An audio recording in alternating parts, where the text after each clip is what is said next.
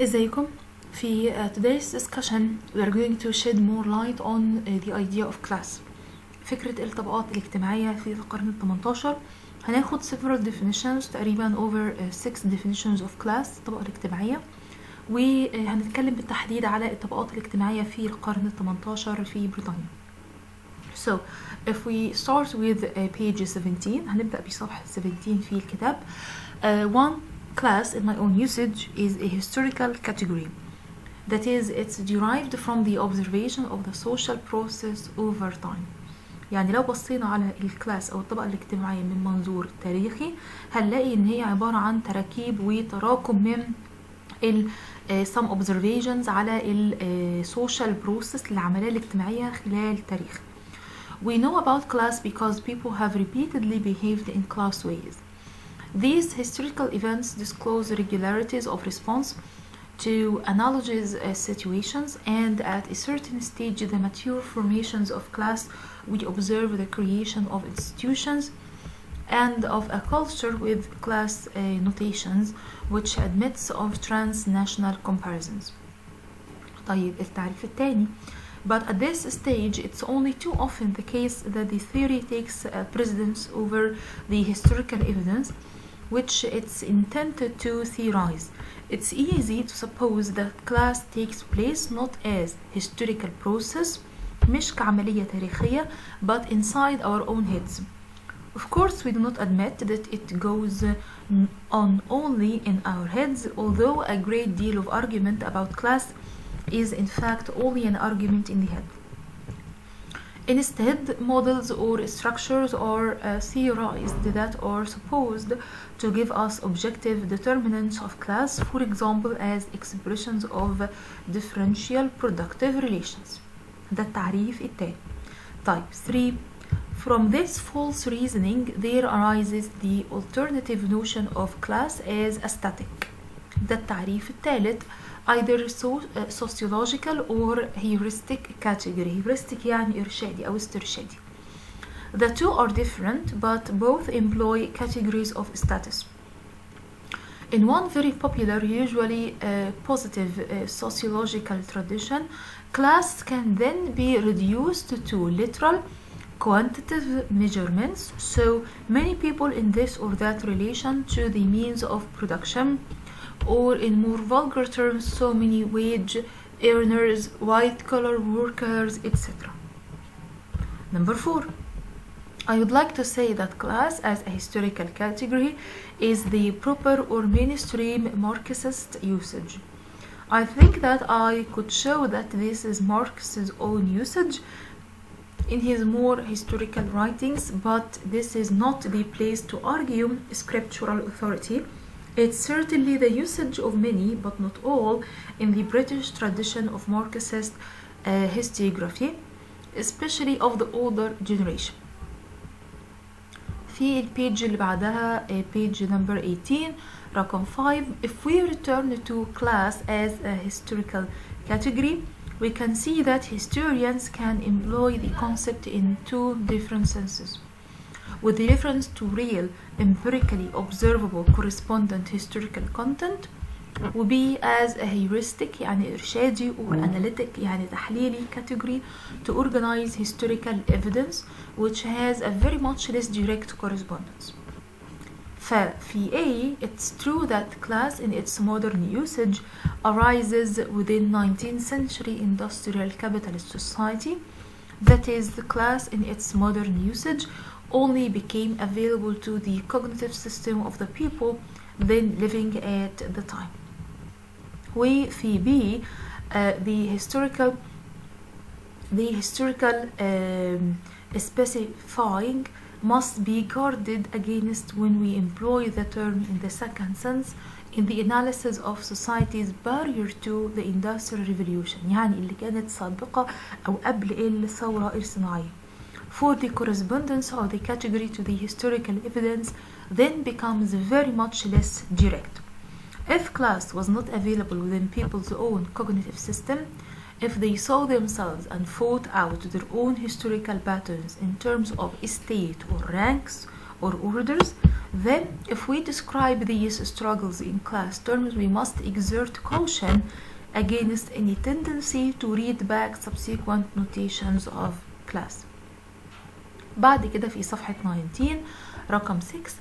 This emphasizes, however, that class in its heuristic usage is inseparable from the notion of class struggle. يعني لا يمكن فصله عن فكرة الصراع ما بين الطبقات الاجتماعية. In my view, far too much theoretical attention, much of it plainly historical, has been paid to class and far too little to class struggle. Indeed, class struggle is the barrier as well as the more universal concept. يعني الصراع ما بين الطبقات هو اللي كان أسبق عن تعريف الكلاس نفسه والوايدر أو المور universal concept. To put it bluntly, classes do not exist as separate entities. الطبقات مش بتوجد بشكل منفصل كوحدة كاملة أو كيان منفصل عن الآخر. Look around to find an enemy class and then start to struggle. On the contrary, people find themselves in a society. الناس بتجد نفسها في المجتمع structured يعني في شكل بنيان in determined ways بيتم تحديدها وتنسيقها على شكل معين. Crucially but not exclusively in productive relationship. They experience exploitation بيتعرضوا للاستغلال or the need to maintain power over those whom they exploit. They identify points of antagonistic interest. They commence to struggle around these issues and in the process of struggling they discover themselves as classes. وفي نص هذا الصراع أو النزاع بيجدوا نفسهم مقسمين لفئات أو لطبقات. So class and class consciousness are always the last, not the first. But if we employ a static category of the class, or if we derive our concept from a barrier theoretical model of a structural totality, we will not suppose so. We will suppose that class is present, derivative, geometric projection from productive relations, and that hence class is a struggle. So we are launched then upon the endless stupidities of quantitative measurements of classes or of sophisticated Newtonian Marxism in which classes and class fractions perform their platonary or molecular evolutions. Type number 7.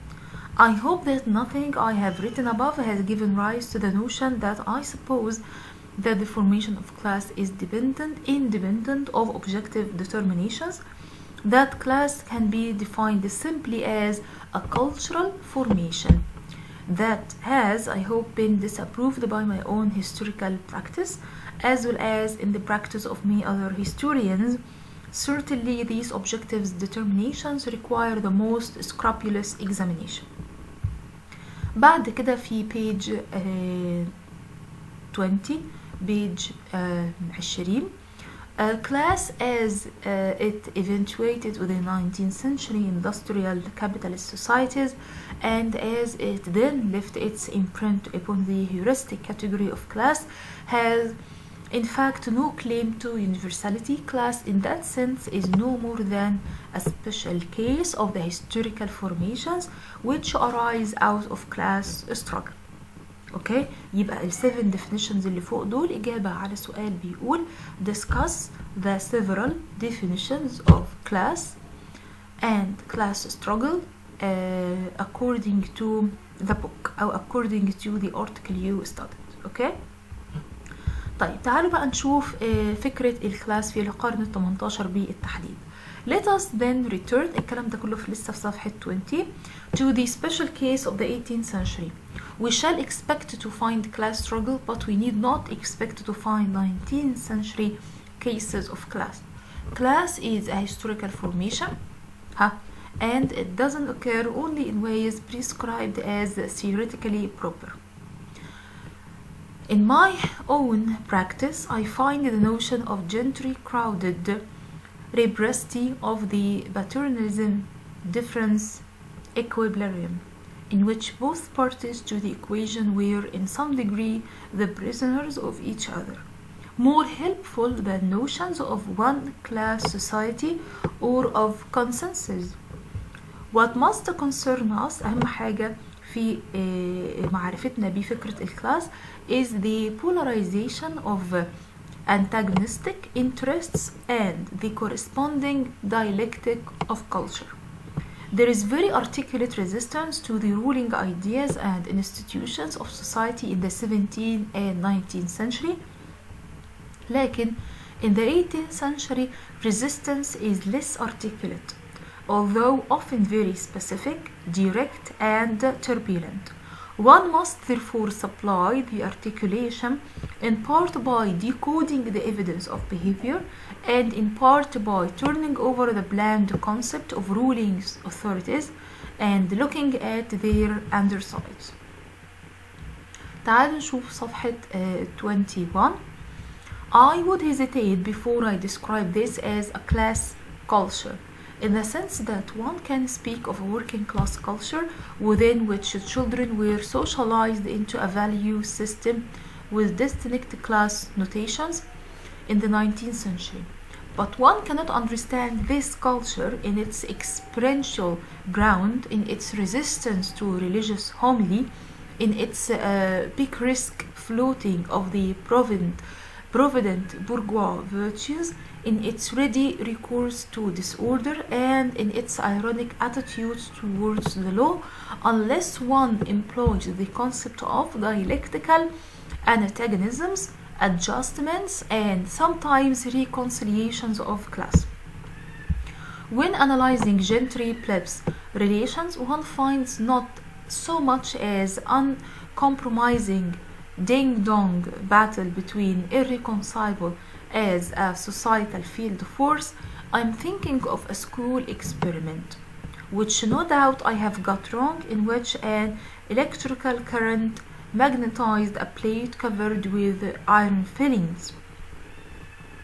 بعد كده في الكود عندي بيقول in all forms of society it's a determined production and its relations which assign every other production and its relations their rank and influence. It's a general illumination in which all other colors are plunged and which modifies their specific tonalities. It's a special ether which defines the specific gravity of everything found in it.